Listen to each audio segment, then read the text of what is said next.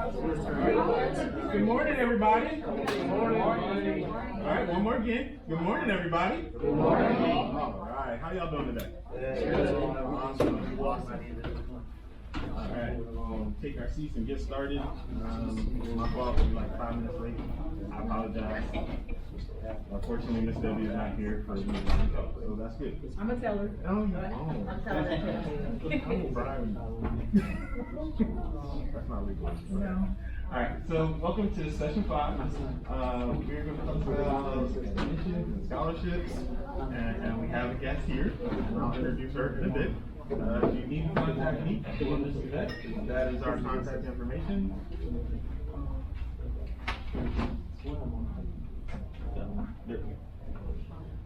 And then the usual housekeeping. Please make sure to mute or turn off your cell phone during your session, or during our session, rather. Please turn on your listening ears so you don't miss anything. Feel free to raise your hand and ask questions while I talk. If needed, the restrooms are located outside the door and down the hall to your left. Emergency exits are the stairs at the end of each hallway, so we can actually encounter an emergency of some sort. Go right out this door, or go out that door and head to the center of the hall. Remember the monkey things. And so, agenda, welcome and run of the day, doing that now. Introduction of speaker, Marshawna, from Bridge2Success. And then thank you card reminders. We'll take a brief look at your Path to Scholarship book. We'll have a few announcements, actually several announcements, and then breakout session with mentors, time permitting. And then we'll have a closing Q&A. Any questions on the agenda? Everybody not awake yet? Do I need to make y'all get up and do something, Jack, so y'all can wake up? You can do it with us? No, that would be bad. I might throw a hip out or something. Alright, so our speaker today, as I said, is Miss Marshawna Williams from Bridge2Success. Miss Marshawna was born and raised right here in Portland, Oregon. She graduated from the University of Portland with a bachelor's degree in business administration and an emphasis in marketing management. Marshawna completed her Master's of Science in Education, Leadership, and Policy with a focus on training and development at Portland State University. She currently works as the Director of Strategic Initiatives at Bridge2Success. Don't ask me what CDC stands for, she'll tell you. And was a Presidential Fellow for PSU. Marshawna has previously worked as the Education Program Manager for the Black United Fund of Oregon and as an admissions counselor for both PSU and Western Washington University. She has been serving on several boards, including Imagine Black, and I'm sure she'll tell you about the other ones. And with the past several years of experience in education and as a first-generation college student, Marshawna is determined to help reimagine what education means for our Black community. So I hand it over to you. Thank you. Good morning. How y'all doing? Good. Oh, thank you. Appreciate that. I'm so excited to be here. I've been doing this every year since y'all started. So it's just always fun to see familiar faces, see people growing up. I've known Nathaniel before he was in diapers. So that's kind of hilarious. But I'm not in education anymore, but it's always a passion of mine to talk about how we get to this so-called university and college and all the things, right? So bear with me as we go through this, because I try to do big picture and then narrow it down to make it make sense for you all, right? So I have some insider tricks and tips, things that I wish that I knew when I was in this process, things that I know from an admissions counselor standpoint, things that I know from even reviewing scholarships. That Path to Scholarship book that you all have, I was the first to actually take that curriculum, so it's been around for a while, so it's still really, really useful. But I'm gonna try to take you through the steps and what are we talking about here when we're talking about scholarship and college admission, okay? Is that helpful? Yeah. Overview, right? Real talk, safe space, that's all I'm about, right? Let's just call it, let's talk about it, what it is. Any questions you have, just raise your hand. I'm totally fine answering any and all questions for the most part about this process. And just to be really honest, so I think that's really important. Okay. Any questions before we get started? No? Perfect. Also, I'm an audio learner, so if you would like to record on your phones what I'm talking about today, you're more than welcome to, so you can go back and listen to it later for your notes. I'm totally fine with that. I did that in classes in college too, super helpful in me taking notes from lectures, because lecture style was weird to me, but I was like, what did they say about this? So it was always nice to just record it for my own well-being and understanding. Okay. How many of you know what you want to study when you go to school? Okay. How many of you are like, I don't know? Okay. How many of you are here because you're really excited to be here? Okay. See, everybody's saying that. How many of you are here because your parent or guardian was like, yo, I'm just here to be here? Oh, okay. The parents. I love that. All right, cool. Let me first preface this by saying that even if you don't know what you want to study, that's okay. You have the right to change your mind. That's the point of college. I think it is a process, right? It's figuring it out, getting to know what do you like, what do you not like, what do you want to do, what do you want to be. You do something for one chapter of your life and then you choose to do something else, right? I started out nonprofit work. I'm back in nonprofit, but now I do affordable housing. I don't have any training in affordable housing, but I like working with people, right? CDC stands for Community Development Corporation. That's what that stands for. So it's a journey, you know what I mean? But I think it's important to not limit yourselves. As high school students, y'all like to put barriers that really aren't necessarily there, unfortunately. And I'm gonna talk about where you do that and how you can avoid doing that. So keep your options open, stay flexible, and everything I tell you, you can take with a grain of salt. You know what I mean? You figure out what works for you. First thing I want to say is, what are we talking about when it comes to paying for school? Okay? So I think what's really important to understand is what's actually being charged to the university or the college versus what you have to pay out of pocket. I don't think that was necessarily really clear for me, right? First thing, you have tuition, which is your classes, right? Just coming and showing and taking classes, you obviously have to pay for. So when you hear tuition, that's what they're talking about, your classes, okay? And then you have room and board. What is that? Yeah. Room and like all the accessories and shit. Yeah, so living on campus, your meal plan, right? Which is, I'm assuming, what a lot of you want to do. I'm trying to get out the house, I'm gonna live on campus. That was me. I went to University of Portland, it's like 30 minutes away, but it was really nice to live on campus to get out of the house. But that does cost extra, right? Is it necessary? Not really, it's optional. But some schools do require you to live on campus your first year. So you do need to understand which school you're applying to and if that is a requirement as a freshman. At the University of Portland, it was required that your first year, whether you're local or not, that you live on campus. Health insurance, okay? That is something you do have to have. Whether you're in-state or out-of-state, they want students to have health insurance. Now, you may be covered through your family, but regardless, health insurance is something you're gonna pay for. PSU even does it. Even if you're not living on campus, you're taking classes at PSU, you have to pay for health insurance depending on how many classes you're taking. Is there a waiver for it? Potentially. But you have to be able to prove that my family's insurance is better than the university's. Good chunk of the time, the health insurance actually covers some gaps that you may not have, so it's nice to have. The other one is transportation. This could be parking pass or bus pass. But I think something you have to think about is if you leave the state, how are you gonna come home for your spring break, winter break, summer break, fall break?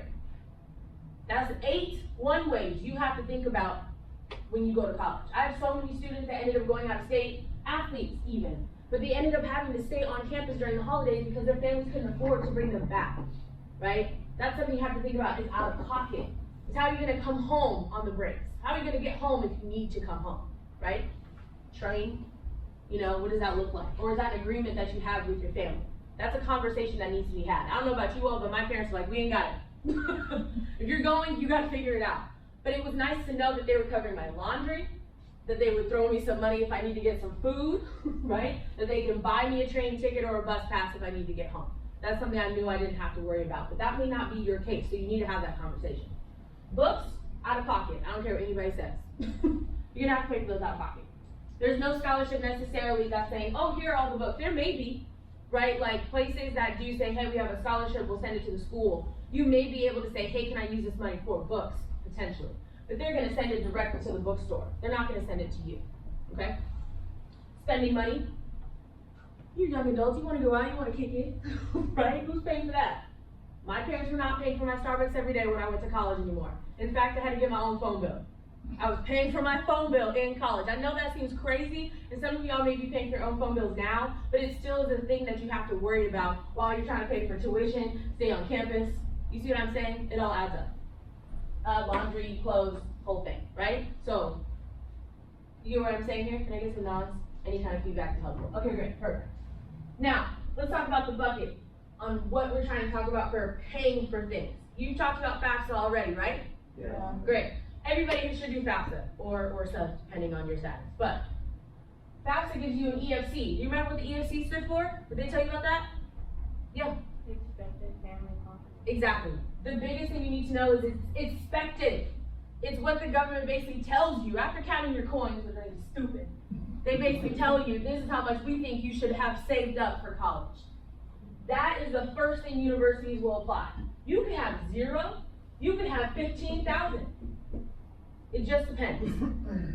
Okay, but they are going to use that money first to fill up this first part of the bucket, is your EFC, whatever that is. But let's just say your EFC is like only 2,000 and you still have tuition, $10,000 a year in tuition. Is that what it is now? How much is yeah. You see the point I'm trying to make? Let's just say 40,000, okay? If your EFC is only 5, yeah, you got a long way to go, right? You have a long way to go. So some universities will say, hey, we'll offer you a full tuition scholarship. What does that mean? What does that mean? It doesn't include room and board. Exactly, it doesn't include room and board, right? So that full tuition scholarship only meets you at tuition after they've applied your EFC. So in reality, that scholarship is 35,000, right? But then you want to add room and board, you want to add transportation. There's a gap here. And this is what you're responsible for paying for. You see what I'm saying? Now, one thing you need to understand is that this tuition scholarship you get from the university, best believe you got to maintain a certain GPA to keep that scholarship. Also, you transfer. You think you're going to get that same tuition scholarship at another school? No, not at all. So I think it's so important that students maintain outside scholarships not tied to the university, because if you leave, you still have a whole bunch of money left, right? Here's the other thing that I think students forget about. Let's just say the school covers everything. Woo! I'm done, I'm cool. Should you still apply for scholarships? Yeah. Yes. Why? Because don't they give the money to you? Yes, exactly. Because if you get more scholarships than what you actually need, they can't keep that money. So then basically you've taken a scholarship and turned it into cash. But that's only if you've met everything on in your bill, right? So what could you do with that extra scholarship money? No, Nathaniel, we're not spending it. I spent it, that's for sure. I won't lie about that. Okay, savings account. Okay? Let's just say you put $10,000 of extra scholarship money. Is that really hard? No, that's like maybe 2 $5,000 scholarships, extra, right? That you didn't really need. And they're like, here you go.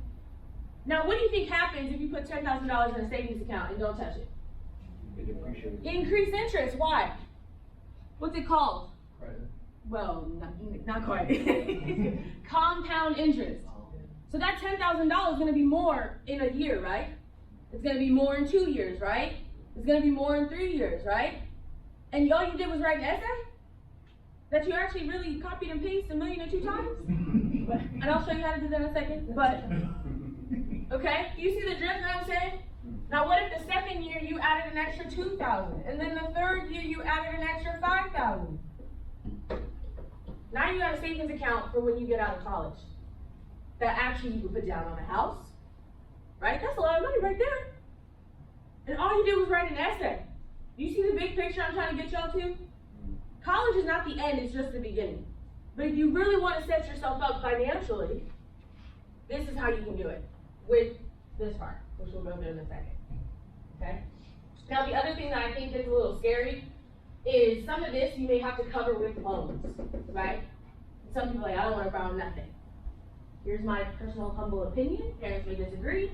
You can't get away from borrowing. Our entire economy is based on credit, loans, and borrowing. What do you think a mortgage is? What do you think a car note is? What do you think a credit card is? You can't get away from it. I'm sorry. But if you have a plan on paying for your student loans, you'll be fine.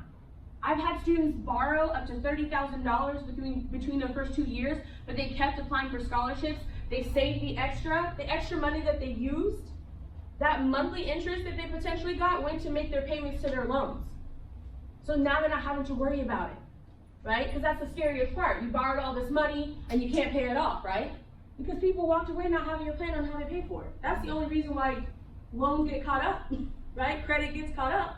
What's the plan? So you can leave debt-free, but I think it's very hard to leave without having to borrow. You see what I'm saying? And only because of timing. Timing is so hard sometimes. Scholarships may not come in time. So you may have to borrow to help with the time gap, and then you use the extra scholarship to cover the cost for it later. Make sense? Yeah. I think that's just a trick. If you choose to do that, it's fine. If you don't, it's fine too. For example, any loans that you take that are for school, you don't have to pay a dime until 6 months after you graduate. But the interest will compound. So it is sometimes smart. You could put a little $50 away towards your student loan. That's going to keep that interest down, right? Or you can start paying off the principal. So then when the interest actually starts accumulating, you haven't had to, am I making sense? Yeah. With the interest and everything? Okay, cool, just making sure, because I don't know how far people have gotten in that part. It was complicated for me at 21. I was like, what? What are we talking about? Okay, get the whole picture? Great. Now let's talk about how we make this a little bit easier for ourselves, okay? First thing I want to say is college admissions and scholarships happen at the same time. It is not one before the other. As an admissions counselor, I don't know how many times seniors came to me and said, oh, it's April, Marshawna, and I know I need to have this money to start in September. Do you have it? No.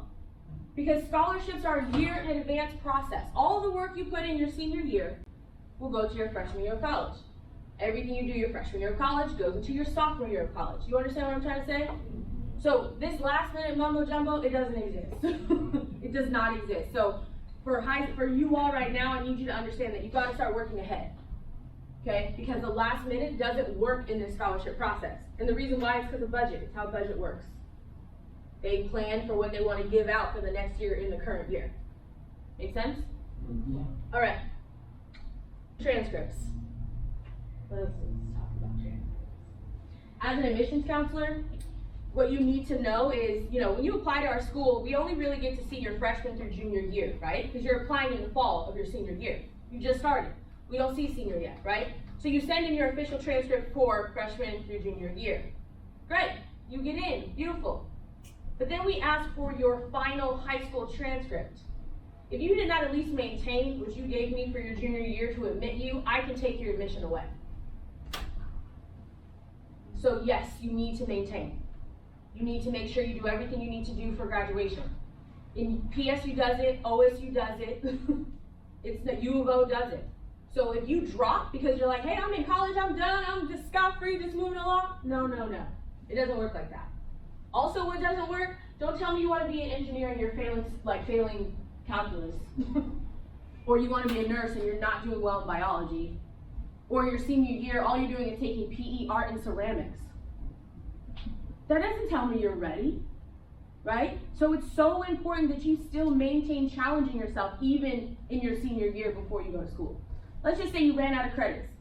PCC, right?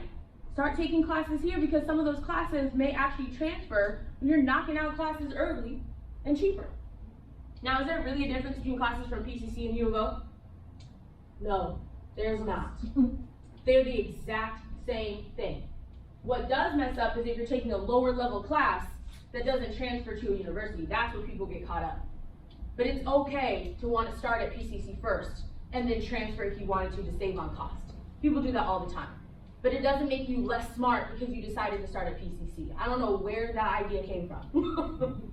They're the same teachers, actually. You know how many PSU teachers teach at PSU or PCC? And both? Like, they do it all the time. So, don't get hard on yourself. Question, yeah? When you take a dual credit class, do you do all transfer to all schools? Depends. No, does not transfer to all schools. So, dual credit, you get the high school credit, right? To go towards your high school diploma. Depending on the level of the class, then it's like a 100 level class for your freshman year of college. So that's what that helps you, but it only really goes to the state schools. It just depends. For example, it's about how much time you spend in a class, okay? So in the state schools, they're 10-week terms, okay? In the private university, they're 15-week terms. So each class is 15 weeks at a private school, and then it's 10 at a state school. So if I wanted to take a class at PCC to count for a 3-credit class in a private school, it had to be 5 credits. Because the amount of time and amount of reading and hours, it's weird, that it took to transfer it over. So that's why it's really important that before you even think about transferring, that you understand what classes you can take at PCC that will directly transfer to the school you want to go to. People skip that step, and then they end up having to start all over because they didn't do that part. One thing I can tell you here and right now, do not take any classes less than 100 level at PCC. If you were going to take a 0-25 class, that's a high school class they offered at PCC. So if you're going to take, you're already done high school, why would you do that? So make sure it's 100 level or above if that's what you're choosing to do. Okay, so how credits transfer over, it gets caught up, don't get caught up in that either. Okay, the other thing about transcripts is you want to get at least 10 official copies on hand at a time. You know what an official copy is, right? Yeah, stamped, signed, sealed, right? It's actually a legal document. You can't transfer anywhere without your transcripts, by the way. So you think like, ooh, I messed up, I'm not gonna turn it in. You have to turn it in, okay? But it's really important, I think, right now, while you're applying to scholarships, get at least 10 copies on hand. Why? Thank you, because you know why? Because y'all last minute. You run into something on a Saturday, it's due Monday. You're not gonna be able to get it over there in time. You know what I'm saying? You see what I'm saying? So trick yourself by making sure you have official copies on hand. All right? Always have a copy of your transcript just so you know what's on there, because if there's something on there that's like, at least you can talk about it in your essay, right? Okay? Letters of recommendation. These are really important, I think, because this is basically someone on the outside letting us know in admissions what kind of student you are. Something may have happened. Let's just say you had bad grades sophomore year, but you've made improvements. They can kind of vouch your story, right? Now, for me personally, I think it's important to at least ask 5 people. And when should you start this process? Now. Yeah, nobody said it had to be somebody from junior year or senior year, right? You could have had a teacher of your freshman and sophomore year that could speak to you, right? You at least need to get a teacher. Please pick a teacher that likes you. I know that sounds crazy, but I've read letters of recommendation because they're like, oh, I'm going to have my physics teacher write me a letter of recommendation because I'm going into engineering. And the physics teacher's like, they showed up late. They didn't try. It doesn't help you, right? So pick a teacher that likes you. Number 2, you have to get your counselor. Those are at least the very 2 things you need. Get your counselor and your teacher. And then the other 3 could be literally anybody who's not related to you, right? A coach, a mentor, someone at church, a family friend, the neighbor down the street, the lady that calls your auntie, but she ain't really your auntie, but has known you for a long time. You see what I'm saying? Okay, those are all people that can write you a letter of recommendation. What you're gonna do for each of those people, you're gonna ask for 10 copies, each. Now again, you need letters of recommendation for college, right? You need letter of recommendation for scholarships, right? So it can be the same letter, just addressed to 2 different populations. Dear college admissions. Dear Scholarship Committee, same letter. So you can use them for 2 different purposes. See what I'm saying? Signed, sealed, in an envelope. Why? So you always have it on hand. So you always have it on hand, exactly. Because this takes a while, right? Don't wait till the last minute. You think someone's gonna write you a nice letter of recommendation in a day? No. Give them some time. That's why I say start now. Because you can just hold on to it. Now, one of the tricks that one of my teachers did, it was my English teacher, wasn't my favorite teacher, but he really liked me, so who cares? He wrote his letter of recommendation and put it in a PDF with his signature, but I could change the date. So if I wanted to use it and continue to using it, I can, and just put in the date like it was written like a month ago instead of 5 years ago, right? You have a question? So for letters of rec, personally I have a lot, but we're doing it through an app called My Learning. Yes. So That's fine. I don't have access Ooh, let's talk about to that. my letters Yes. of recommendation, and they're always saying I'm not supposed to see it, which would be understandable if it was like easy to turn it into university without me seeing it. Facts. I can't really turn it in without having some kind of access to it, so it can go through my teacher to me to the college instead of just my teacher to the college. Right. So I think not reading your letter of recommendations is a taboo. I don't agree with it. Because if someone writes you a bad letter of recommendation, at least you can get rid of it, right? But some don't feel comfortable. So with that, I would ask the people you've asked to do them, like, hey, do you mind if you send me a copy just so I can see what you wrote? So if they say something not so positive, not necessarily for them to change it, but at least you can address it in your essay. You see what I'm saying? If they say no, that's fine. But what I like to do is say, can you at least touch on these 5 points? If it's for like a specific thing you're trying to highlight about yourself. You know what I mean? But yeah, I don't like that either. When I was applying to my PhD, they were like, yeah, sorry, I can't share it with you. And I was like, come on. You don't want to tell me come on. Okay. These are the number one reasons why people don't apply. I think it was this is an old statistic, I'm sure it's the same, but I think one year, in 2015, there was at least $2 million worth of scholarships that went unclaimed because people didn't apply. And those people didn't apply because they did transcripts and letter recommendations at the last minute. Do you see what I'm trying to set you up for? Okay, great. So if you have as many as you need on hand, you don't have to worry about it. Everything else is in your control. These other 2 things may not be. Now let's talk about the essay. Woo! I get stressed out with this. One, because you don't answer the question, right? Answer the question. First and foremost, get right into the question when you're answering an essay. You should answer the question within like the first 3 sentences, right? There was a study that said people who do scholarships and admissions, you only get my attention for 2.5 seconds. But then y'all want to spend your time saying, hi, my name is so-and-so, I go to this school and I do these things and I do these clubs. Why are you telling me that? I got your transcript, right? I know where you go to school, I know what grades you have, I know what classes you took, right? I'll probably have a resume because it has a list of activities you've done. You've also already submitted the application. So I want to know more about you that is not written in these other things. So don't waste your time doing that. It's also nice to start it with a story. Give me some imagery. I'll give you an example in a second. Also, don't write your whole life story. I don't have time. Straight to the point, 1.5 pages, no more. Just because it says minimum, okay, reach the minimum, obviously. But if there's a maximum, it doesn't mean you can answer the question in a paragraph. If you feel confident in that, then just move on. But that doesn't mean you actually have to reach the maximum just because it says that. Now, if it says at least 150 words, please do the 150 words, right? But that's just to encourage you because, believe it or not, y'all don't know. You know, I have a hard time because y'all have social media. Y'all like to talk a lot on social media, but when it comes to an essay, you don't know what to write? Make it make sense. Especially free money. Social media don't make you any money. I mean, it does. We won't go there, but whatever. If you're a content creator, I respect it. Okay, with your essay, here's a pretty good example. Honestly, you can write whatever you want to write. You can make it up almost for all I care. How would I know? You know? The other thing is definitely you want to make sure whatever you write, someone can vouch for your story. You're going to go over and beyond. But as long as you leave the breadcrumbs, how would we know? Here's an example. A student talked about how working at McDonald's made him want to be a psychiatrist. What a connection. Thank you. That's the point of the essay, right? So he starts out with, you know, it's a beautiful sunny day, I got promoted at McDonald's, you know, first college generation student, have to work, I also do some sports, but I'm helping contribute to some bills. So working at McDonald's. And I'm now taking orders to the window, it's going smooth. First one, boom, second one, boom. Third one, this lady's clearly irritated. She's upset. She's like, why can't you hear me through the mic? He's like, I don't know, why don't you just come around and I'll, you know, help you out here. She's just going off over some nuggets of fries, right? And he's clearly just like, okay.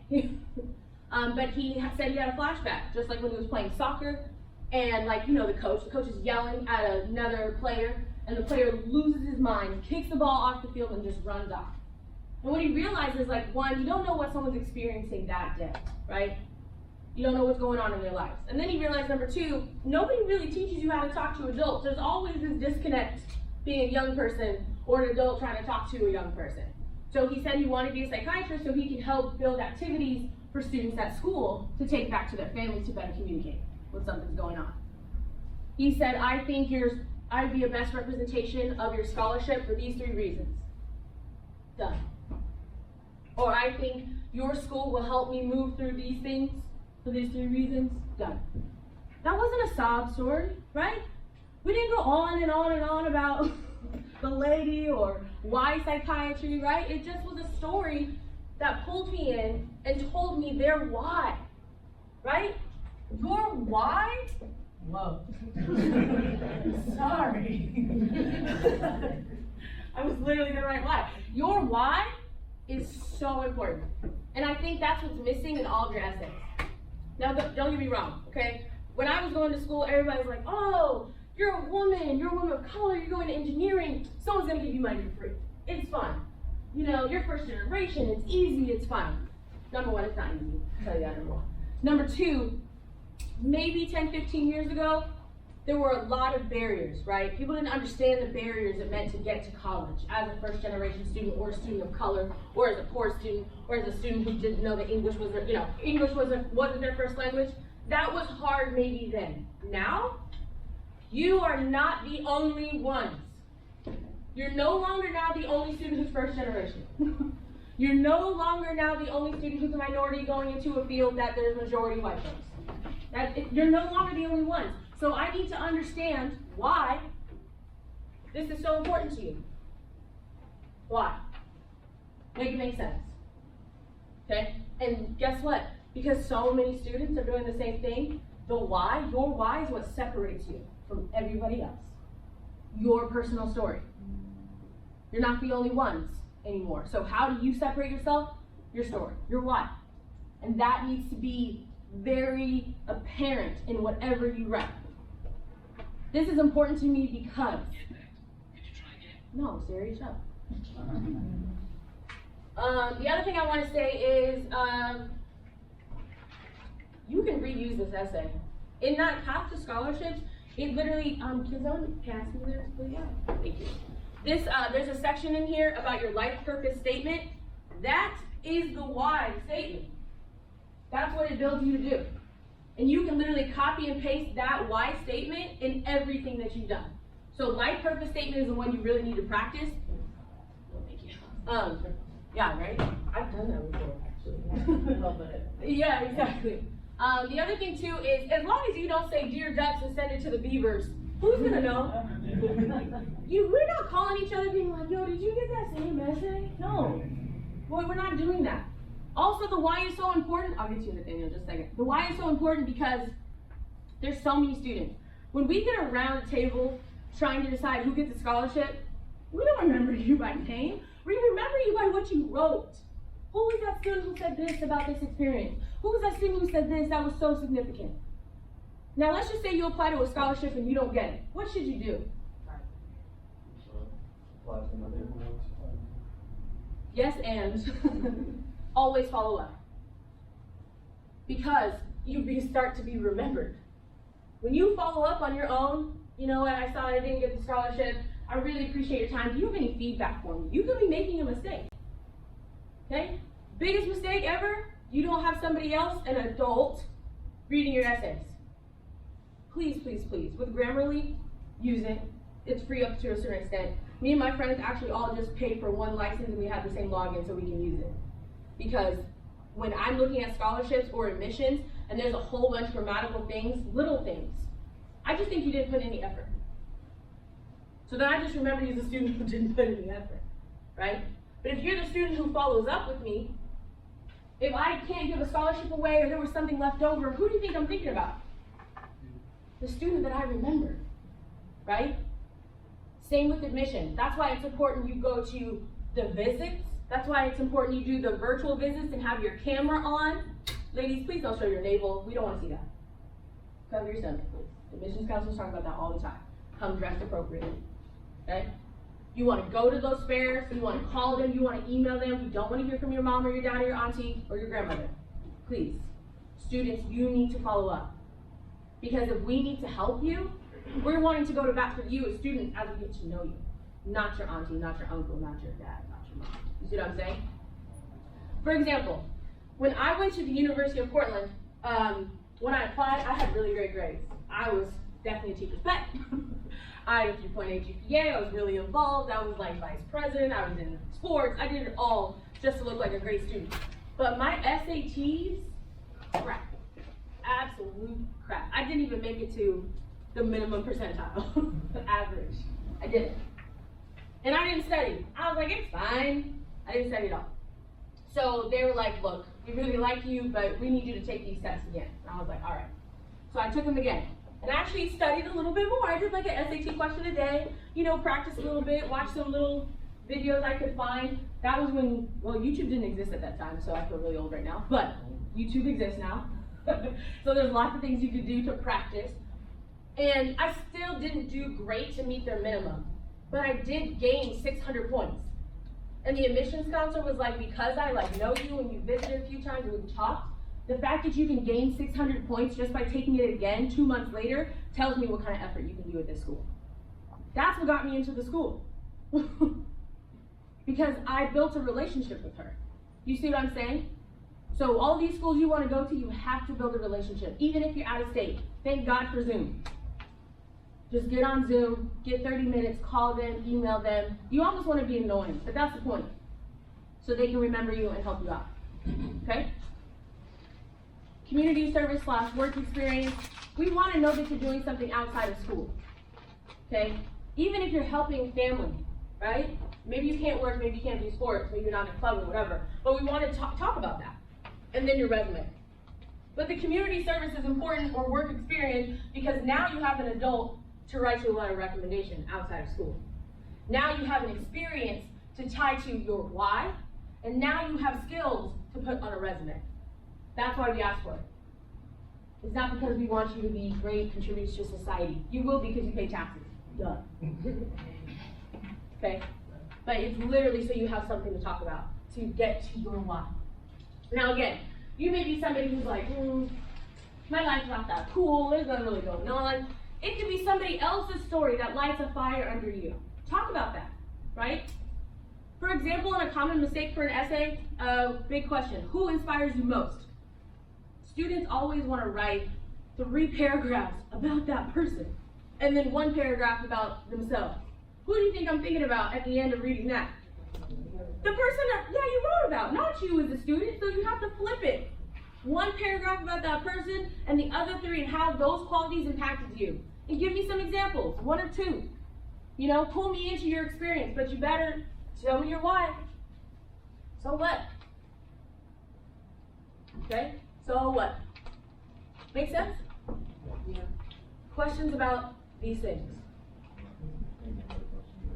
Oh, yes, right, Nathaniel. I just mainly had a comment saying that I completely agree with you here. Like, Yeah. really good. But, Yeah. During the summer, Yeah. I applied to a lot of colleges for their week-long campus. Oh, yeah. With the dorm rooms, I went to Howard and Hampton. Mm-hmm. I got accepted into, I think, 6 out of 7 of them. Yeah. I copied and pasted all essays. Yeah, Yeah. exactly. Same thing. You do the work 1 time, and you just do it over and over and over again. So it really is not that hard. But here's my biggest tip for you. We'll talk about where to find scholarships in just a second. It is the $1,000, $2,000, $3,000 scholarships that actually make the difference. Those are the ones that change the game, because they actually don't take that much effort and they just want to give it away. But the big ones, like the national ones, those are a little bit harder because everybody's going for those. I'm not saying you shouldn't go for the $20,000 a year scholarship. I'm not saying you shouldn't, but it needs to be perfect. Because if you have 1 thing off in the big scholarship, a computer is sifting through it, so it's just gonna throw it out, right? It's just like when you apply to Indeed. Indeed's picking up all the keywords, and those are the ones that computer selects for the person to look at. So if you're gonna do the big scholarships, make sure you meet all the requirements. If you're doing a little scholarship, I think it's important to maybe call and say, hey, I'm just like a point of the GPA off, can I still apply? And they'll tell you yes or no. I think it's still worth it. The easiest $5,000 I've gotten, well, that's another story. The easiest $2,000 I've gotten was through a faith-based organization. I just looked them up. I found them on Google. They just wanted an essay, a page on what faith meant to me, a letter of recommendation from my pastor, and my transcript. And they didn't call me, they didn't interview me, they sent me a letter, and then sent the check to the school.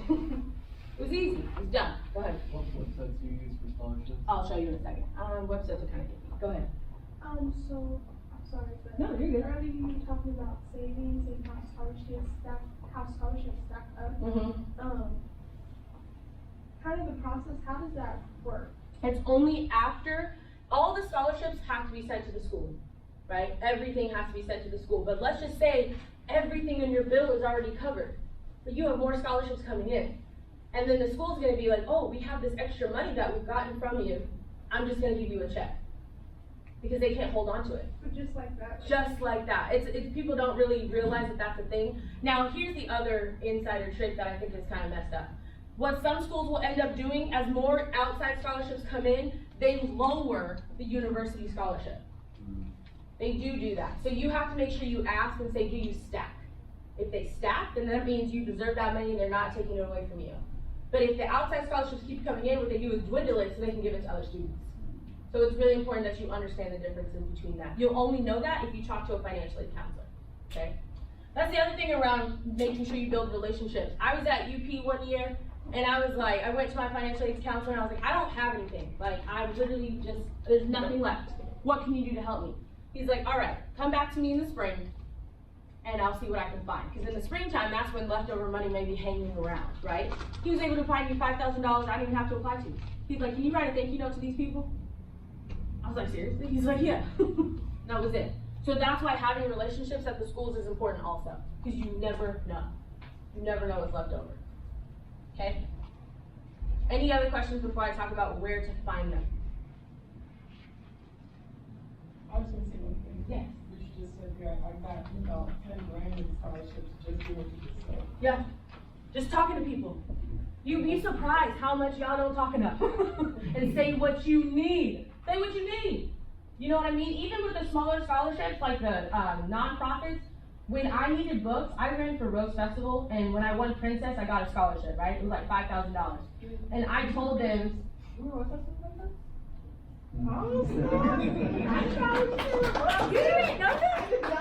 Yeah, I was queen in 08. I'm gonna go Google that picture. Yeah, we'll Google it for you.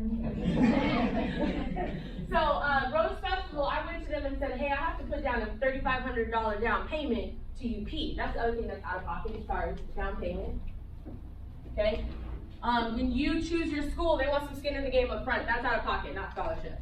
But I was able to go to the Rose Festival. I was like, can you just send part of that money to pay my down payment? They said, yeah, no big deal. So sometimes the smaller organizations are more flexible than the bigger ones. Make sense? That's why you put in effort for like the Ron Herndon and the Ron Brown and all the small ones, right? Because the pools are a lot smaller usually. All right, I'm almost done. Where to find? Siri, we didn't ask you. We did not ask you. Okay, so definitely when you look on the web or online, okay, you gotta be specific, right? For me, it was Black Women Engineering Scholarships.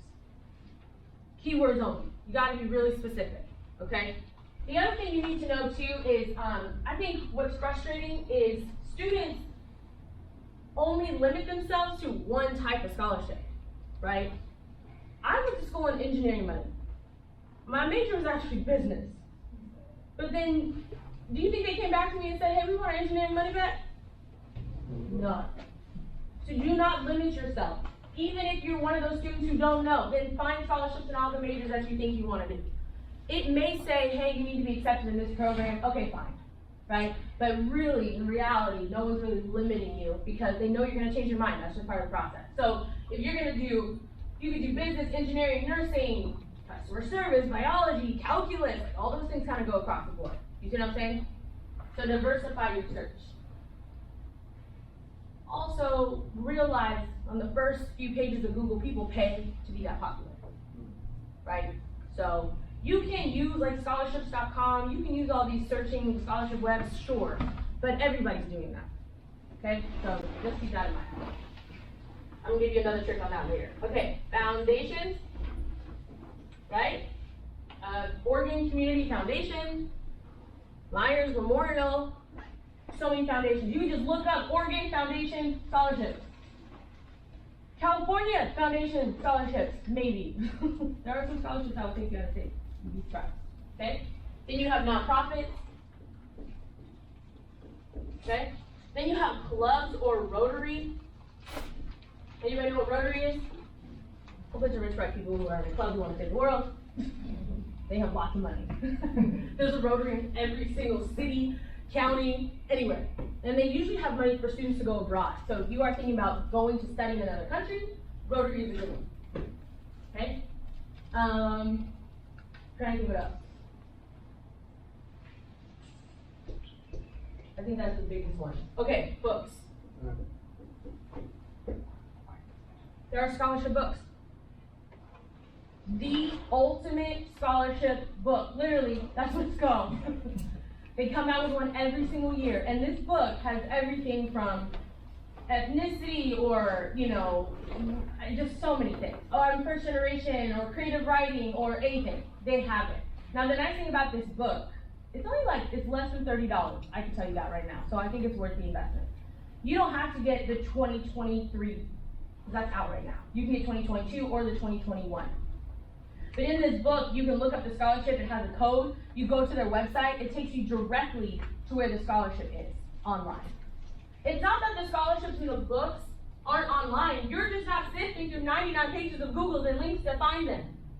You see what I'm saying? This feels like a waste of time. I think you should focus on these first, then go to the books that will lead you to the online ones. That's just my take on it. You how you wish. Now with the books, also, Multnomah County Library, Powell's, you don't even have to buy it. You just go chill for a couple hours, take notes, look it up later, right? But you gotta get in the habit of doing it. Now when you are applying to scholarships, you need to apply to scholarships all year round, all 4 years. Let me say it again. All year round, all 4 years. It isn't just only senior year and then you're done. It's not that. If you're a junior, you can be starting now. Because at least you know what scholarships to apply for, you know what I mean, for your senior year. What I did is I had a Google tab, and each tab was each month. So I knew what scholarships I was applying for in that month, worked ahead of time, turned them in, done, so I can work on the next month. But I was reusing my essay, so it really wasn't that hard, and I had all these on hand, so I was mailing them out. You see the system? And most of them ask the same questions all the time. So while you're applying to colleges and you've already written an essay, hold on to it. Stack it in your other things because there might be paragraphs you can put together that answers your scholarship essay question. Why do the work over and over again? Between all the essays you've written in high school, I'm pretty sure you've written all the questions you need to apply. Okay? If you really need a number, I'd like to shoot for 10 a month at least. Starting now. 10 scholarships a month at least. And again, if you're not winning them, you might be doing something, so you need to call and ask. Or get another adult to look at your essay. Here's my information if you want me to look at your essay. 30 minutes is really all I need. You just send it to me, I'll read it, and I'll give you pointers, and you can change it. But the more and more you get the practice of editing your own work, the easier it becomes. But unfortunately, y'all stop after 2 hours. You can't stop. I think it took me to solidly get a solid essay that I could reuse at least 15 hours of reworking it and reworking it and reworking it. And like I said, the more practice you get, it becomes so much easier. It really does. And the rest is just paperwork, right? Okay? Ooh, I'm late, but we went over a lot of stuff. Questions? Yes. So you mentioned scholarships that are in like little schools. When I do scholarships, they're basically all really popular. Like you're at the top of the scholarship list. They're the ones that I apply for mainly. Or like scholarships that apply to me, or like maybe that I'm interested in. Do you have any suggestions about how I could like get scholarships that are in like smaller schools so I have a better chance? These are it. Yeah. The big ones, don't get me wrong. There are some big ones that are The big ones I would go for are the multi-year. If they're like, hey, if you apply, we can give you 10,000, 20,000, 30,000. Most of those multi-year ones also come from the university, right? But multi-years, I try to put as much effort into those as possible. But if you look for those smaller pools, it is the books, and it is these. Not a lot of students apply at all.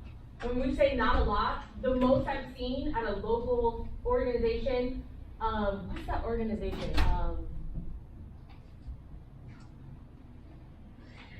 Oh, don't forget OSAC.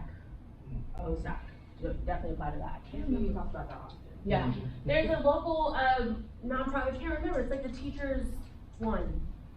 Keela Boyer used to help with that one.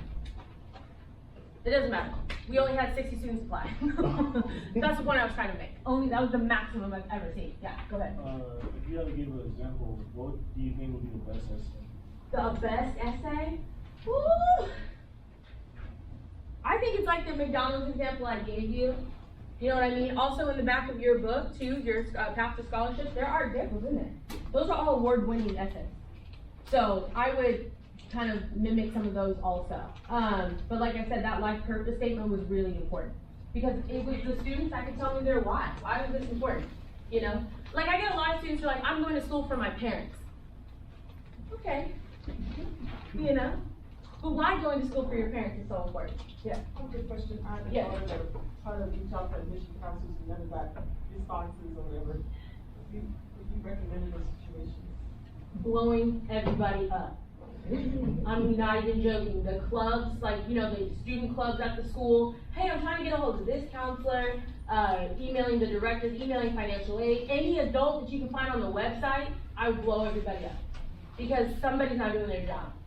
You know what I mean? And I don't like stuff like that. Like, that's our sole point. You know what I mean? So, the other thing too, is usually they should all have appointments. You know, you should be able to have an appointment with them. Now, when you're searching for anything on a university website, right? You actually want to put their URL first, like literally in the browser. So, PX uses pdx.edu, right? And then colon, and then search whoever you're looking for. Easiest way to find them. So if you're like Brown, it would be like brown.edu, colon, and then search what you're looking for. It's just an internet trick. It makes it tons easier for what you're looking for. Because surfing through some of those websites is exhausting, let me tell you. But that's the easiest way to do that. I think I'm still on the website. And I haven't been there in like 2 years.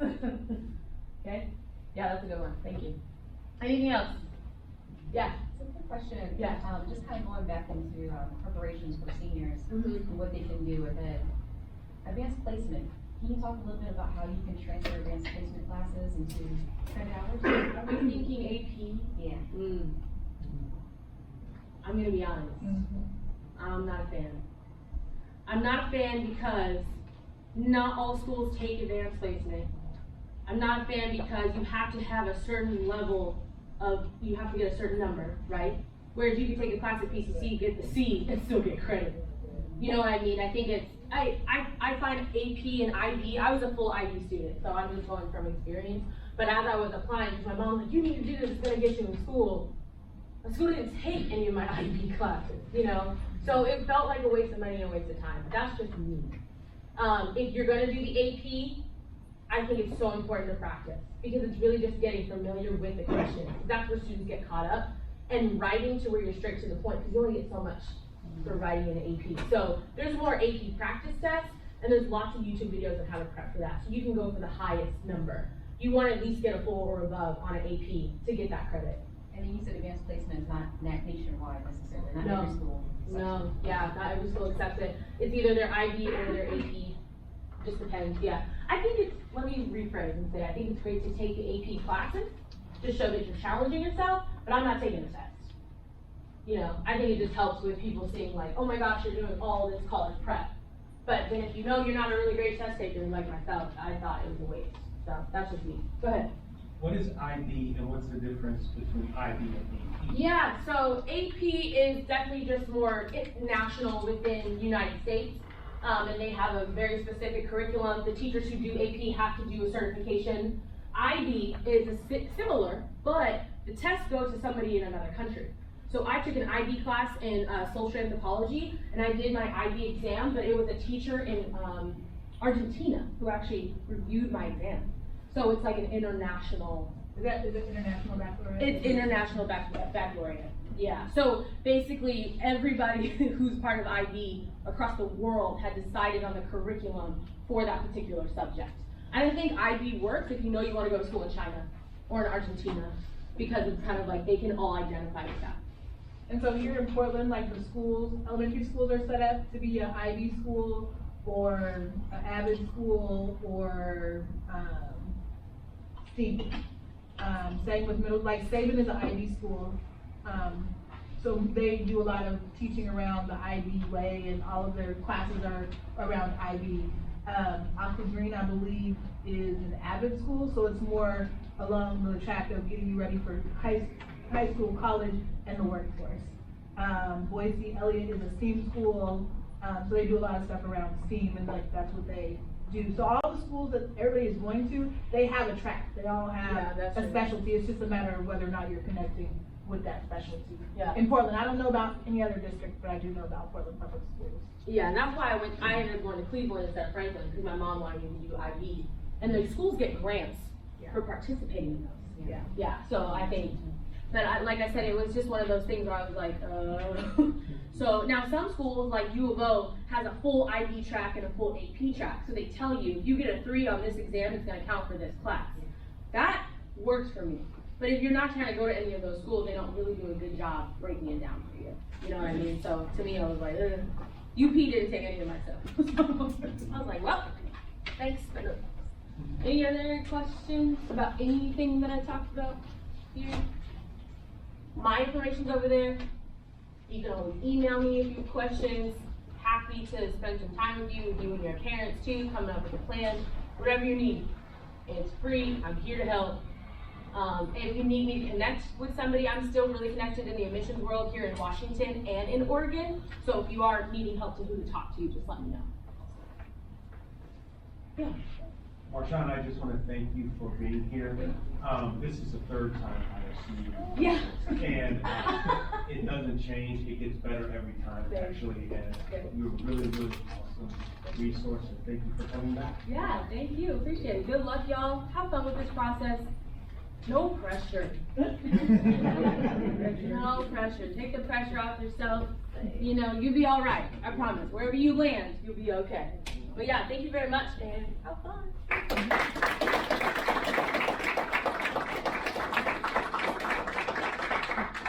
Oh, you gonna give her that? Chair? Can I chair? I hope you don't have that one. No, I don't have this one, but you know how you love it. Is that purple? Paul, you didn't have Oh, that. I'm sorry. Thank you. Always taking care of Yeah, absolutely. Yeah. I appreciate it. No, good. Thank you for driving all the way down here from Seattle. Yes. So she is not local, she's from Seattle. Really? Oh, bless your heart. This is really good. And great questions. Yeah, everybody really helpful. Yeah. It's good. Yeah, let me know if you need anything. These two know how to get a hold of me also, so Nathaniel does too. So yeah. Cool. Take care. Yeah. Yeah, I'm going right now. Oh. Hitting the road right now.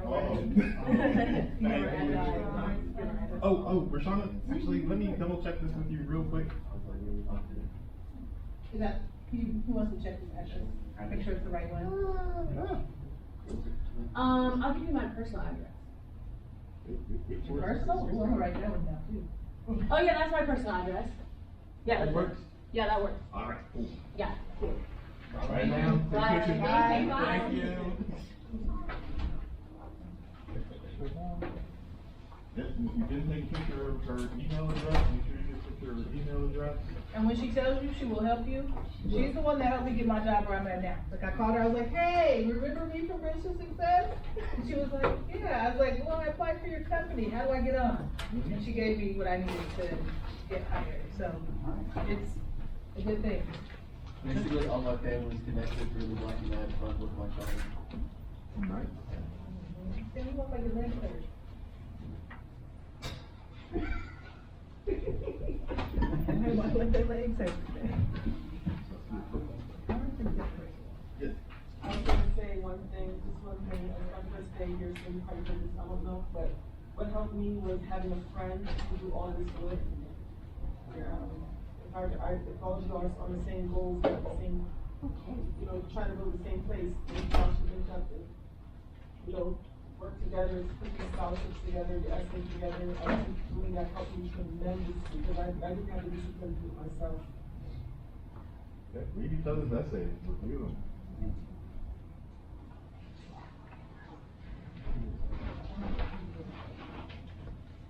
Anybody need thank you cards?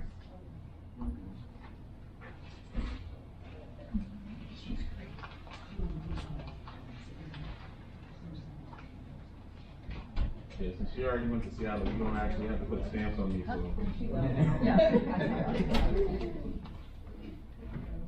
Anybody else need a thank you card? Oh, thank you card. Y'all learned today? You see that? She left. No, it's not. This is my last thank you card. Okay, no worries. You got more? Yeah, me too.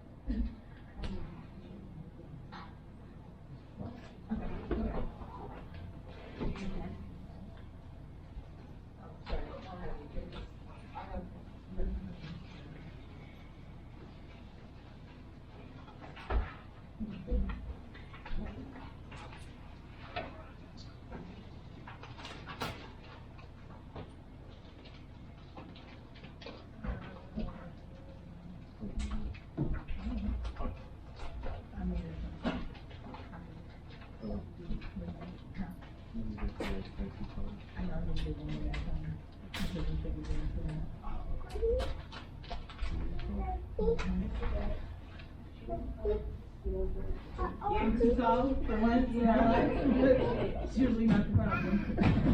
Nah, I got a full screenshot of your hair. That's why I make it so high, so I can see your color.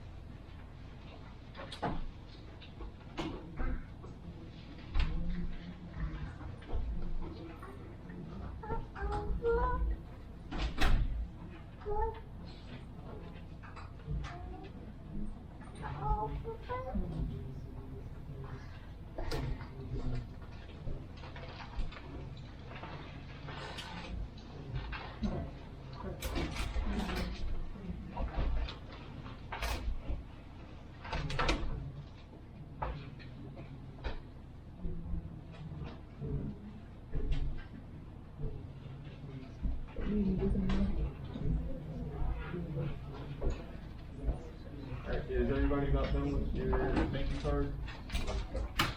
I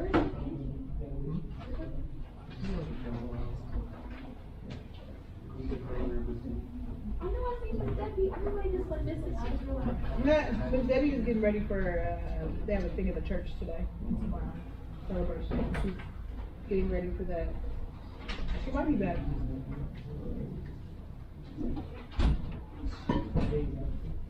No, I understand too. I worked a career fair yesterday without her. It's a two-person career fair. Just me. I can handle it, but I miss her. For Liz? Is it just for seniors or? No, it's through the career apprenticeships, like Orton Pickton was there, Parking Hope, and Pat Daniels. Good at Marshawna. Alright, so in order to make sure that you guys get time with your mentors, we're gonna move on. You almost done? I'll do that. I'll make sure. Thumbs up? Alright, cool.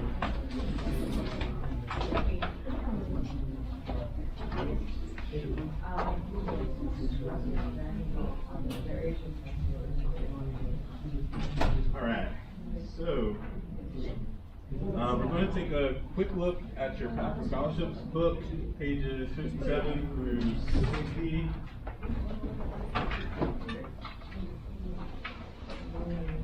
And I found this quote from George Washington Carver. 99% of the failures come from people who have a habit of making excuses. Oh, I'm too busy. Oh, I'm too tired. Oh, I got too much homework. Oh, I gotta be here. Oh, I gotta do this. I gotta do that. I gotta worry about my social media presence. All that stuff. Okay, be careful that we're not making excuses and preventing us from our own success. Does that make sense? Yeah. Okay, so some key takeaways. Definitely organization. Have all your stuff easily locatable and easy to send as well. Have all important documents organized in a single place, in a binder, computer file, in your phone as a file, and a secure cloud location. Documents should include, and you're going to hear this again when you look at your book on page 57, personal community service, resume and awards, college scholarship, personal statement essays, recommendation letters, transcripts and scores. Also have access to your FAFSA and student aid report. And also you can use a scholarship log as well for your applications. And so I'm not really going to give you an assignment out of this because we're actually going to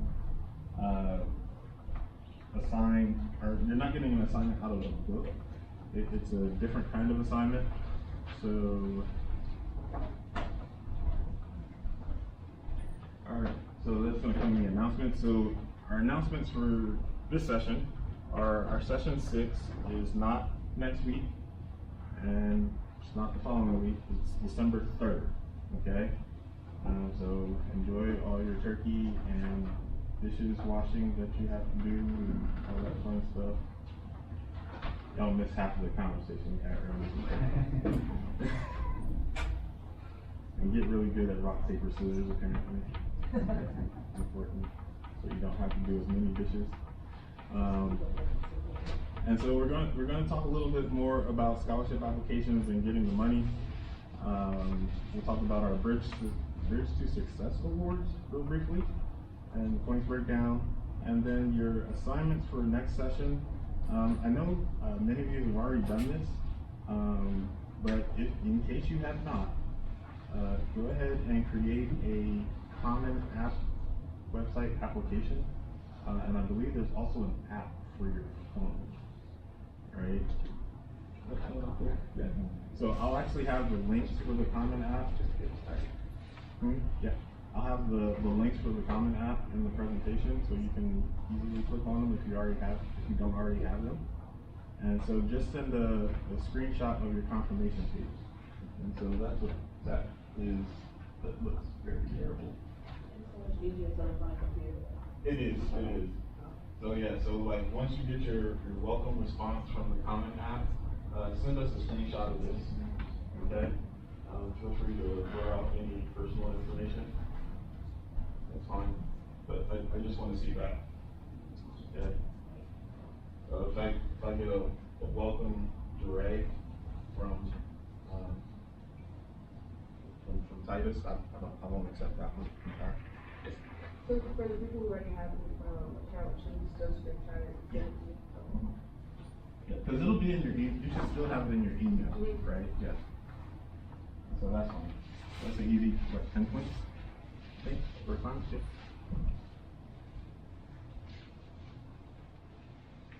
So like I said, I'll have these links for you in the presentation when I send it. Apparently there's an animation. Wow. You're highlighting different groups that you're talking about. Oh, I forgot I did. Yes. Thanks. I just emailed it right now. It says that the, oh, never mind, I got that. Oh. All right, and so a couple of scholarship application links I have here too. So I'll send those to you guys as well. So for the Career One-Stop Scholarship, and then UNCF has a bunch of scholarships that have November deadlines. Thank you, Mimi, for both of these. So those will be in your presentation that I send out as well. But yeah, so everybody here created a UNCF profile, right? Right? No. Just the seniors? Or just the juniors? Oh, okay. I would take the time to create a UNCF profile because they're another location where you can find access to a lot of scholarships. And once you fill out the profile, they'll actually match your profile to scholarships that you would probably be pretty qualified for. So it's a pretty awesome tool. Has everyone filled out a profile for Oregon OSAC? That's okay, good. All right. And like I said, you'll get this in your presentation when I send out the wrap up. And you guys need help creating one, we'd be happy to help you today or after lunch. Definitely. All right. So You have Bridge Awards. Chromebooks too, so you have room. Okay, so you guys are getting a little too good at this. So we actually have a 4-way tie for first place and an 8-way tie for fifth place. Fifth? Yeah. Got it. Yeah. Got it. I think so. Got it. Right? Yeah. Yeah. Okay. Fine. Yeah, 5 bridges. Yep.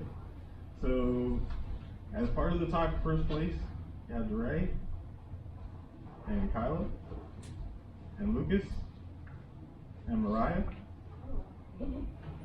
And then, like I said, there's like an 8-way tie for fifth. For week 4. And so what we're doing is we're accumulating all of your points for each week. And so it'll kind of be a surprise at the end to see who's in the first.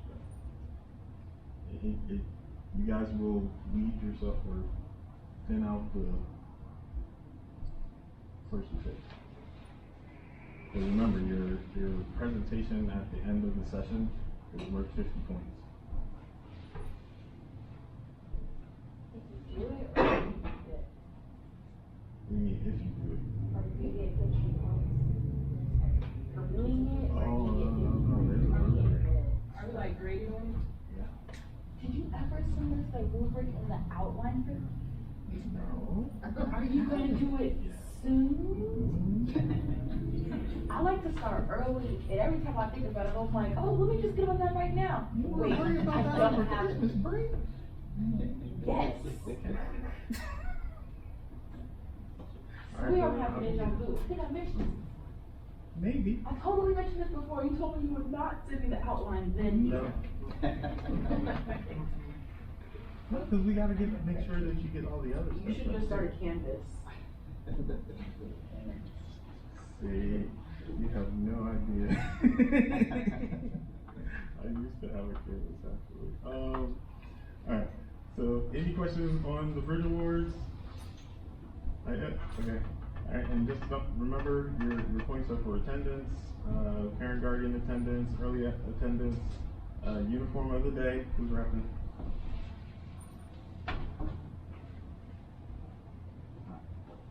Some of y'all got hoodies on, so I don't know.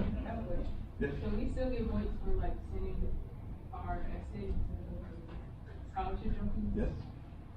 Mm-hmm. Yep. Just CC me on the email or like a screenshot that you get submit or something. I think they give a confirmation page, something like that. When you submit, like submission successful or something. All right. And then don't forget to make your mentor contacts, guys. Reach out to your mentors, ask them for help on your assignments. Make sure your assignments get turned in. Like I said, you get 10 points. So people that have already completed the Common App and emailed those to me, that's 10 points in the bag. Or 15 points actually, because it's early. Because it has to be at least before next session. You also get points for questions during the session and social media. And I gotta post something eventually. All right, so before. What did I was off all day yesterday. I needed a vacation day. Alright, we're not going to do this yet. What we're going to do actually is we're going to break out with our mentors until about quarter till noon, and then we'll come back. Because I do want to do this. I need to get you guys practicing standing up front and speaking. Because you're going to have to do that as part of graduation. It's going to be fun. You look so excited about this. I am. I really am. I really enjoy the presentations. I learned so much about all of you in the presentations. You know what I enjoy? Know what the presentation is about? Yes, I love being able to start Really? early. That's It's awesome. so much easier because Well, we can both be happy. I can be excited too. I agree. So you can just email me that out. Yeah, you can be That's a good resourceful question. and look it up and Okay. How'd everybody's time with your mentor go? Did you get your homework turned in? Everybody good? Three thumbs up?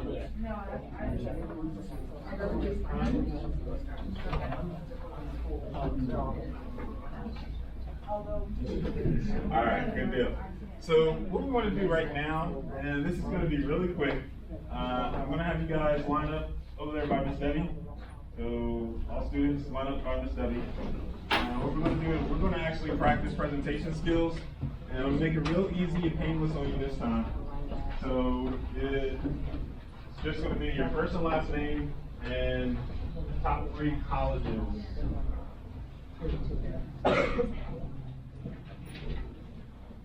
And if your plan is not to go directly to college, if your plan is to go into the trade or something, are you listening? If your plan is to go into the trades or own your own business, what you would like to do with your own business or in the trades. Does that make sense? Yep. Yes? Yes. All right.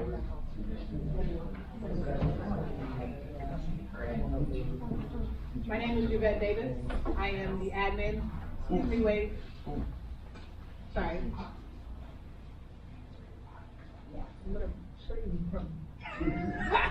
How to do it wrong? Yes, that's the wrong way. I'm doing it the wrong way. Oh, my bad. Jesus, now I gotta do it right. My name is Bridge Davis. I'm the admin here with Bridge2Success. I want to start my own nonprofit business.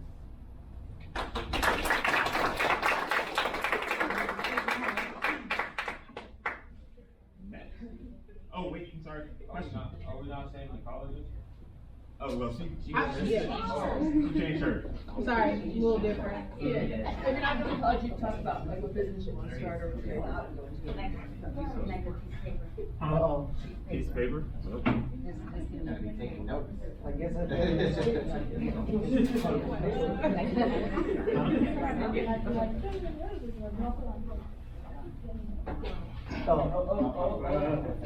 what she. Y'all got gum, you might want to get rid of it now. Get rid of it. Debbie gonna come get Trash it. can right over there. Hi, I'm Asai Mohammed, and my top 3 colleges are USC, University of Illinois in Chicago, and you know.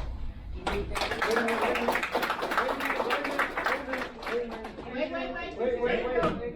go back up here first.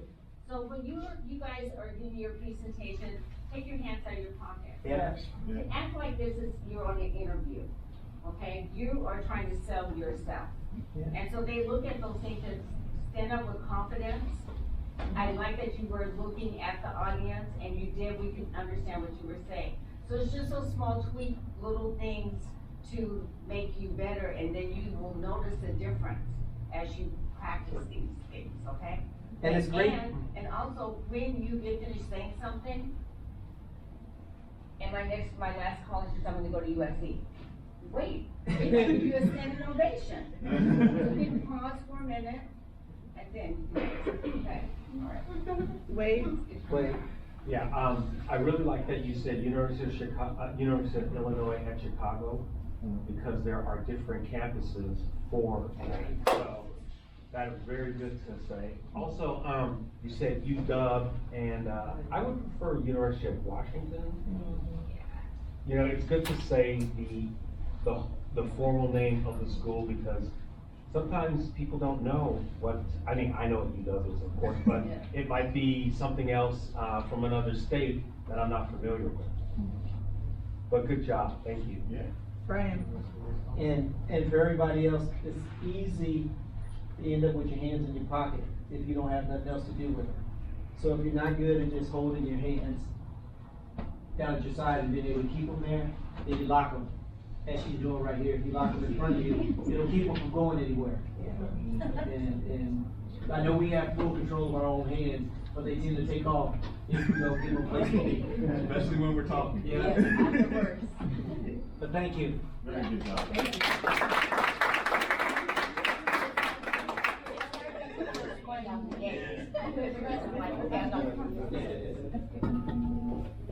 My name is Kaya Allen. Okay. My top schools are Stanford University, Cornell University, and Sunny at Albany College. Thank you. So I know what you're saying, but I'm from New York, we say SUNY, just to be clear. Thank you. Or State University. Or State University of New York, yes. Just to make sure. Yeah, that's my Brooklyn wife, I'm sorry. Alright, Good job. any other comments? Good job. When folks stand there and get nervous, like, I'm gonna tell you about, we're trying to help you. All this is to help you make you better. Because as when you go to school, when you get in front, you're gonna find yourself practicing these techniques that we're telling you. And as you practice them, people are gonna be looking at you, oh, they're gonna take a second look at you. Because you're gonna be up and above. You're gonna be extraordinary. You're gonna be different. Because of the way that you're presenting yourself. And that is an eye catcher. Trust me, okay? Yeah, and by show of hands, who has a junior or senior project due at the end of the year? I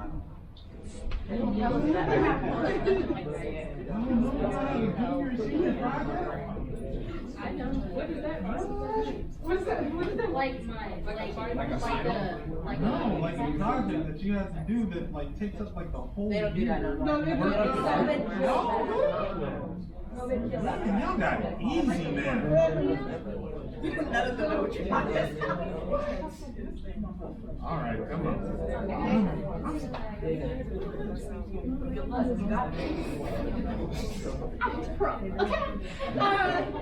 Hi everyone, I'm Nye. You can call my name's Nylena Brown, but you can call me Nye. I want to go to North Carolina A&T, Spelman, and Morris Brown. Okay.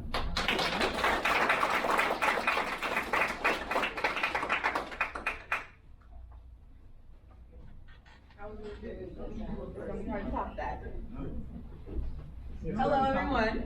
Hello. I'm Marshawna, McNair Welch, and my first college I'm going to go to is U of L, University of Oregon, and the second college is Toronto. It's Canada, Toronto University, and for my last college, I would like to go to Howard.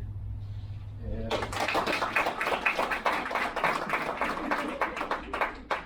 so I'm gonna just recommend like purposeful movement, okay? Nervous movement, try to right there. And one other thing, don't start talking until you're planted in the middle. Like you started saying your name as you were walking up, so I didn't get a chance to fully hear it because you weren't. Yeah, because you were walking in. Alright, hello. Hello everyone, my name is Jada Lee. I'm a senior at Davidson High School, and my top 3 colleges are Georgia State University, Hampton University, and North Carolina A&M. Thank you.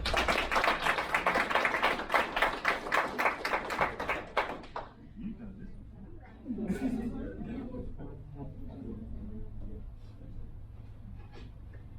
Hi, my name is Mariah Kelly. I want to go to Howard University, Hampton University, or Spelman College.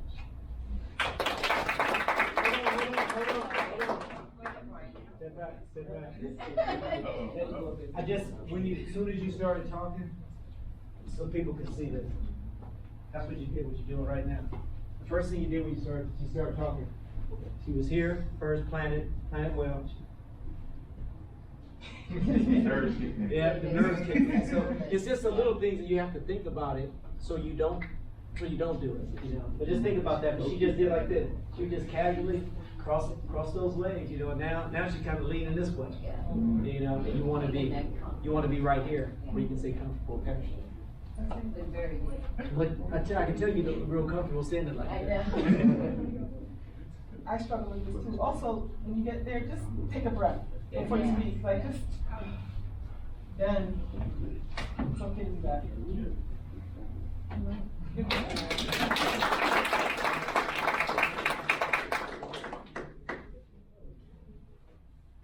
Hi, my name is Charlie. Go back. Plant yourself first. Plant, breathe, then talk. Yeah. Plant, breathe. She goes to the corner. Hi, my name is Charlie Wakefield. I'm a senior at De La Salle, and my top 3 colleges are Hampton University, Howard, and Georgia State University.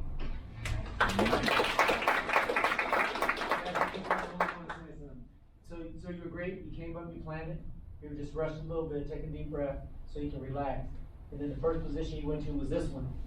And when you ended up, you was in this one. So try to stay planted so you're not moving around. So you're not moving your whole body. Sometimes I know we talk with our hands, that's okay, but when we're leaning here, or we're leaning here, it's very obvious to the audience, and it's distracting because we'll start looking at, then is she gonna fall over? And so you just try to do that. Just come in, and again, that deep breath makes a big difference. Just take a deep breath and take a chance. Take time to do that. Relax yourself, and then start speaking. Oh, this HBCU look. I'm sorry. I know. Let me get somebody to say Del State though. Stop.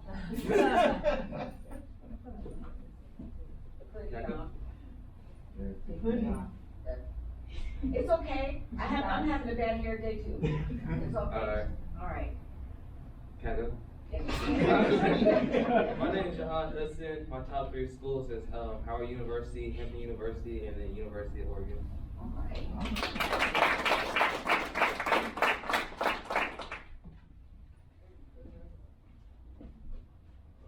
My name is Stanley Riley. You started, Yeah. Plant first. Deep breath. Plant. You guys have no idea. This exercise is so good for you. My name is Stanley Riley. My top 3 schools are Oregon State, Gonzaga, and Kansas. Right.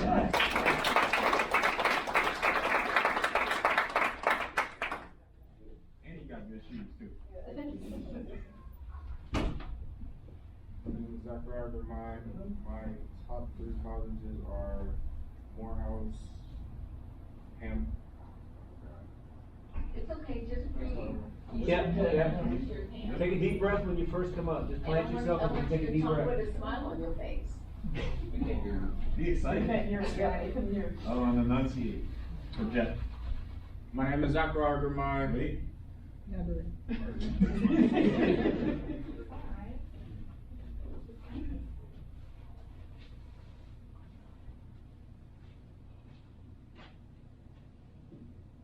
My name is Zachariah. My top 3 colleges are Morehouse, Georgia, Howard University, and North Carolina A&T.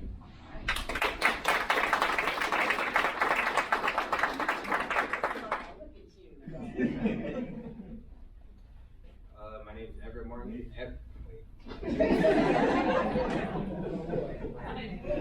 And you know what's so cool about this? You can laugh at yourself. You can get the jitters off just by laughing at yourself. That you're in this together. Nobody's making fun of you. We're all here to learn from each other. You guys might teach us a thing or two. The same. Alright, my name is Everett Martin. I go to Jefferson High School, and my top 3 colleges is PSU, University of Oregon, and FAMU. Everything was great, except I don't know why you were looking at Paul. Because you noticed you did that, right? Yeah. You noticed you did, you're like, man, I'm gonna look over here to the right. Look, make sure you try to keep eye contact out here to where you're sending the message to. He's not gonna come and help you. He's not gonna speak. He just wanted to make sure I wasn't gonna send him back. No. Like Wade said, you know, you guys try not to use your acronyms when you, because again, somebody may not know what PSU is. You know, Yeah, because which is that's a Penn really State good University. point. And, you know, we all know, but, you know, might be somebody in this room that doesn't know that, you know, wants more information. Yeah. Good job. Good job. One sec, yeah, because PSU can be Pennsylvania State University and Oregon State University. And which is interesting because Portland is not a state, but Good morning, everyone. I hope you all are having a good morning. I'd like to introduce myself. I am Nathaniel Tripp Folsom. I'm a junior at McDaniel High School, and I have top 3 picks of my schools. My first school is Howard University, and I want to major in policy and a minor in communications or business. My second pick is University of Washington, and I want to major in environmental engineering or aerospace engineering with a minor in cybersecurity. And my final pick is North Carolina Central University or Old Dominion University in Virginia, in Norfolk, and I want to study aerospace engineering or civil engineering there.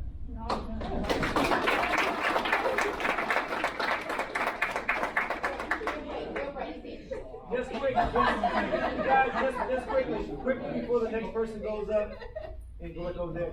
As you guys notice, this gentleman right here, he's accustomed to doing this. Yeah. And so one of the things he did, and you can do also, is he greeted people as he was coming across to get his nerves out, even though it didn't appear that he had any.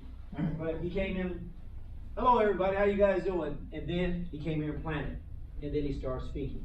So you can do that also. If you're a little bit nervous, you know, you can do that when you're walking up. Yes. I tried taking my hair out of my face and like change my outfits. All right. I did see. You undressed. But yeah, that's another method you can use as you're walking out here to prepare. I had to do this for a living when I was in the Air Force, so I had to brief every other day. So I had to do this stuff all the time, and I never liked doing it. But it was my job and I had to do it. The same thing we're doing here. So I got accustomed to doing that. But again, face your audience. You know, you can look right over the top of them. You don't have to look right at people. Because some people might be looking back at you doing stuff and distracted. So you just kind of, when you're doing it, you plant and you kind of look over the top. Pick a point back there on the wall that you're just kind of looking at when you're talking to. But that was very, very good. You can do that when you come across. But make sure when you're walking, before you start, giving us the information you need, that you plan, that you're not doing it while you walk. Yeah, by the way, my name is, Brian Walden. This is what I'm trying to do. Because you'll end up going here, then you'll walk back there and you'll way too far. Yeah. But think about those little things. Thank you.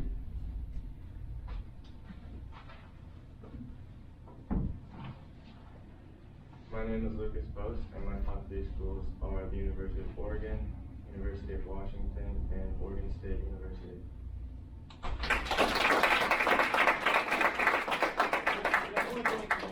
I know I'm saying something for everybody, but are you happy to be going to those 3 schools? You didn't give me any excitement when you said it, so at least give us a smile or something when you're up there. I know you can because you got a nice smile. I just seen it. And you You wanna guys try it again? remember, and I'm sorry, and you guys remember, you never know who's in the room. It might be a representative from one of the schools that you're interested in. And if you stand up there and you act like, I wanna go to this school, that would just, we want that person in our community, but if you stand up and say, Howard University, it's like, oh, you really wanna go? You know what I mean? So always prepare yourself that you never know who is in the room. Telling you, you just don't know. Sure you don't wanna try? You good? Yeah. Wait, he We're said not that with a firing smile. squad. We're not firing squad, I promise. Hi everyone, my name is. That's right. Kinda like when you're posting up, you gotta always be in position first. When you're posting a guy up, you gotta get him posted behind you before you take off on him, right? Yeah. So you start thinking who you were before you got all the way square. So. Just take your time. So go, when you walk up, take a deep breath, so you can get turned all the way, so you're facing us. Okay. You were turning while you were talking. Oh, okay. You got it? Okay.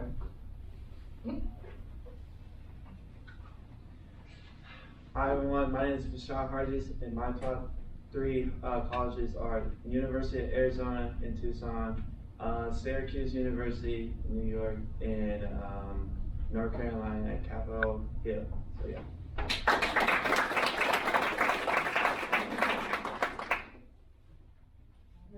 Good job. You just felt it, so yeah.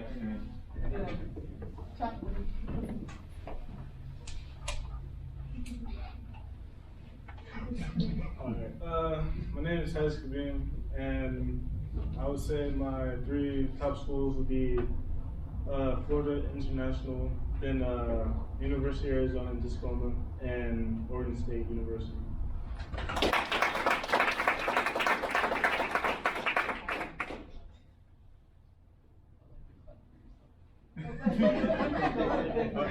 And last but not least. Look, I have to say, I forgot your name, sorry. Titus. Your voice was fine, I just felt like your body language was a little low energy.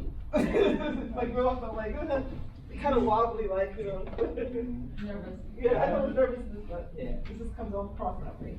Walk with a We're purpose. gonna make you do it again. Walk with a purpose. Yeah.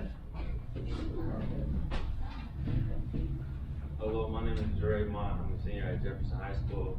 My top three schools are FAMU, Florida A&M, Prairie View, A&M, and University of Southern California. Hold it. Now, most of us just seen you on TV a couple of days ago. So we know you know how to get up in front of the mic. We know you know how to get in front of the mic, because you did well when we seen you on TV. You know, and you were talking about your team and moving on and the stuff that had happened. So some serious stuff and some fun stuff also. And I didn't see you doing this. But this time, you was rocking. You was making me dizzy. So I want you to try it again and just come, take a deep breath and plan. Now I've seen you on TV, so I know what you can do. The pressure. This is great. Now you guys see why this is my favorite. My name is Dre Mott. My top three schools is Florida A&M, University of Southern California, and Prairie View A&M.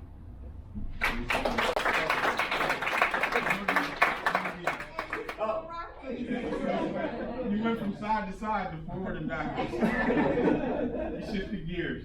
His legs hurt, y'all. Come Oh. on. That rough one. You guys did good.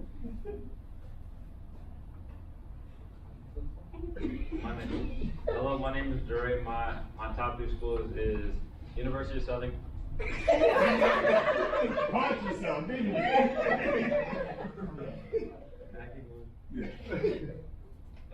My top three schools is University of Southern California, Florida A&M, and Prairie View A&M.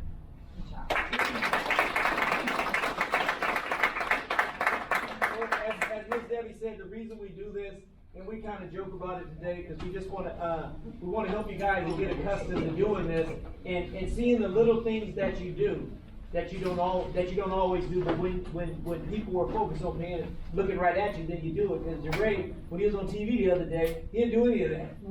He talked, you talk about something that he really understood and that was important to him, and he was really focused. And that's what we want you guys to do when you get in here, I just want to add that, thank you for doing that. It is nerve-wracking, but the thing I suggest people, and you don't realize until you're up there, it's like when you watch Shark Tank, and if you haven't seen it, just go on YouTube, and they have Shark Tank even for teens who do it. You watch it and you're like, this is so easy, but when you actually do it yourself, it is a little more nerve-wracking. And Miss Debbie's right, like sometimes you might meet someone that's, let's say when you're working somewhere or you want a scholarship, and that person comes to you and wants to shake your hand. You're not, and Ryan's in the military, but you don't want to be like, he's like, bam, hi, I'm so-and-so, this is what I do, I like working your company. So that's why we're just starting baby steps. But yeah, if you guys get a chance, next time you watch Shark Tank, it's harder than it is. But you guys did well, and it's all from practice. Wait. One of the things that I have done when I've had to make presentations, and it sounds like the stupidest thing in the world, but people have told me to do this, and I do it. I stand in front of the mirror, and I do this presentation in front of the mirror, and it feels really stupid when you first start doing it, but it really helps you when you have to make that presentation, because you're just standing there looking at yourself, and you see what others are saying. So it helps you with your, with just your voice projection, but also with your posture. Very true, very true. Good point. All right, so how did everybody like that exercise? I think we did great too. I think all of you did great. Yeah. All right, and we're going to get longer prompts, right, each time, and so you're going to see a little bit more, and it'll be faster as well.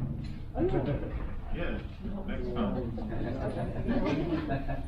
Yeah, like, so this is session 5, and we have like a total of 12 sessions, so like 6 more times. Yeah, and it's just preparing you guys for when you do your presentations on your final day. Mm-hmm. Okay. Yeah, because then you have to stand up here for 3 to 6 minutes. It's not bad at all. Like, dude, that's longer than most commercials on YouTube. Or I mean, about the same length of time as most commercials on YouTube. Ma'am, you want to commercials are 5 to 15-second ad on YouTube. You're talking about TV. Well, that's if you skip. But if you actually watch the commercials, you see those long, drawn out It's like ones. watching a movie, they say the movie starts at 6:30 and the movie actually technically doesn't start till like 5 to 7 because of all the previews, Definitely.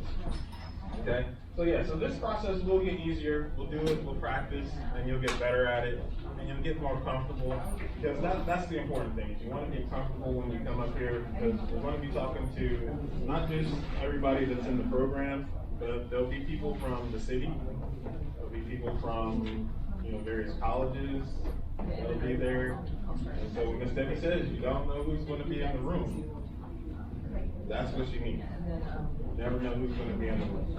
Okay? So when you do, you want to set your best foot forward. Right? Right? Right. All right. So you got 5 steps to take, and after that you get to eat. So real quick, if anyone's interested in sticking around a little while, I can stick around and we'll talk about SAT and ACT stuff. If you're interested, if not, that's cool. But anybody feel like sticking around? I got some new information on the ACT test. Daniel was planning on staying. Okay. Anybody else stand for SAT? Is your information on ACT, is it a quick announcement, so people who need to be here, or no? I've been adding to my slideshow that I shared with everyone. You can look at that as well. So I got some slides to kind of go over just a quick overview of ACT stuff. But I can do it any week. If people are busy today, I can do it next week. I'm just offering that I can stick around afterwards. Who's still planning to take the SAT, ACT? If you took the SAT on October 27th, you might want to reach out to the people because your test got lost. Oh.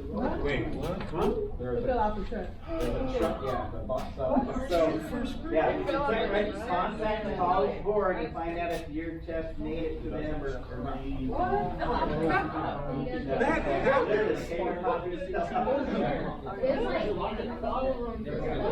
Where was it?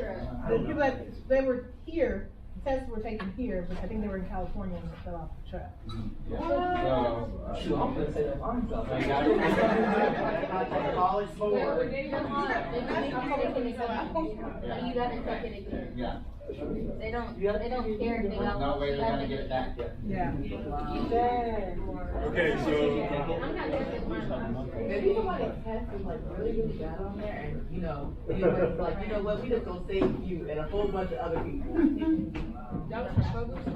Man, I hope that's alright, so yeah, so if you did take October 28th, 27th, SAT here, make sure you contact the college board. I think he took his own bid. Yeah, if you know anybody that did take the October 27th, let them know, to check and make sure that their test got to California. Where it's supposed to go. Or to wherever it's supposed to go. You can actually pack your stuff up and take it with you, because I think we're gonna dismiss from the steps, correct? Oh, yeah, if you're interested in, going to raffle sales at the laser game, I sent the link a couple of times, so make sure you fill out the form, alright? You